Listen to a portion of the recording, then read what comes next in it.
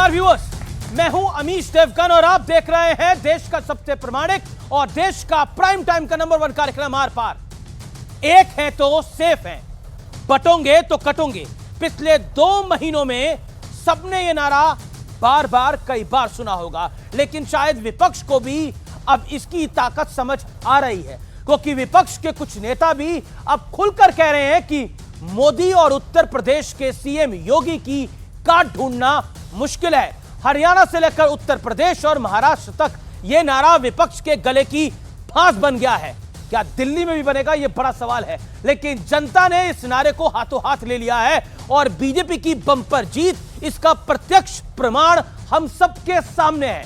हालांकि राहुल गांधी और कांग्रेस अभी भी जाति वाली मतगणना की रट लगा के रखे हुए हैं। चुनाव हारने के बावजूद राहुल गांधी कह रहे हैं कि जहां जहां कांग्रेस की सरकार है वहां जाति वाला सर्वे अब होकर रहेगा, चाहे मोदी कुछ भी कर ले। और जैसे ही कांग्रेस को केंद्र की सत्ता मिलेगी तो पूरे देश में जाति वाली जनगणना करवाई जाएगी।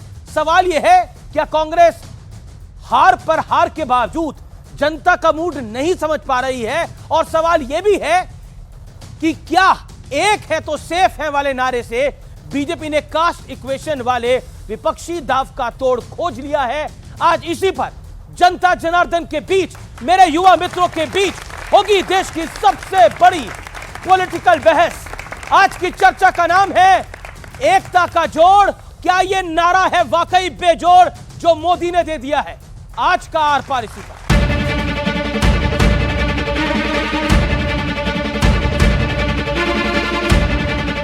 एक है तो बटे थे, अब एक रहेंगे तो सेफ रहेंगे। क्या विपक्ष इस नारे के आगे चारों खाने चित हो गया है? क्योंकि बीजेपी के धुर विरोधी भी अब इनकी ताकत का लोहा मान रहे हैं। अपनी सोच को के साथ हम खुद खड़े हैं या नहीं है, ये कांग्रेस को सोचना पड़ेगा ना। आपको उनके नैरेटिव के खिलाफ अपना नैरेटिव खड़ा करना पड़ेगा। कि मैं शायद उत्तराखंड वालों को तो समझा पा रहा हूं, मगर अपनी पार्टी के लोगों को नहीं समझा पा रहा हूं। और मुद्दा सिर्फ विपक्षी नेताओं का नहीं, हरियाणा से लेके महाराष्ट्र तक जनता ने भी ये बता दिया है कि पब्लिक भी इस नारे के साथ है।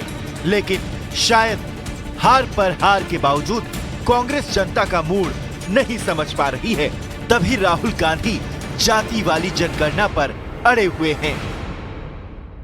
तेलंगाना में हमने किया, कर्नाटक में किया, और जहां भी हमारी सरकार आएगी हम दलित, आदिवासी, पिछड़े वर्ग, गरीब, जनरल कास्ट, माइनॉरिटीज का डेटा निकालेंगे।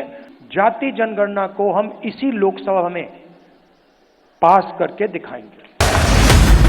लेकिन मुद्दा सिर्फ नेताओं का नहीं है, संत समाज भी लगातार एकजुटता की मुहिम चला रहा है, जिसमें दिग्गज नेता से लेकर बड़े बड़े अभिनेता तक शामिल हो रहे हैं। तो हिंदुओं एक हो जाओ, जात पात की करो विदाई, हम सब हिंदू। लेकिन आज सबसे बड़ा सवाल है कि क्या बीजेपी ने विपक्ष के जाति वाले दांव को फेल करने और अपने कोर वोट बैंक को संदेश देने के लिए एक बेजोड़ फॉर्मूला ढूंढ लिया है? इसी पर जनता के बीच होगी देश की सबसे बड़ी बहस।